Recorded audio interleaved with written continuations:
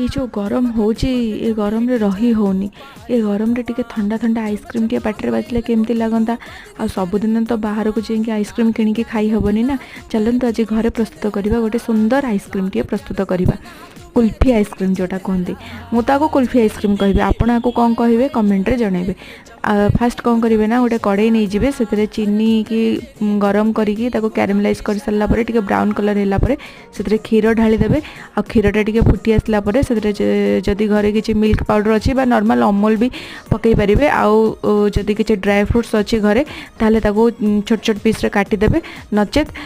गुजराती गुंड टे पकईदेवे आउ गोटे कप रे ढालिकी ताको कौन करेंगे ना फ्रिज रे रखिदेवे आ फ्रिज रे रखी सारा 4-5 घंटा पर प्रस्तुत हो आमर कुल्फी वाला घर तैयारी आइसक्रीम। आपण मानको केमती लगिला ए आइसक्रीम वीडियो टे मते कमेंट रे जणाबे लाइक शेयर सब्सक्राइब करबा को भूलि।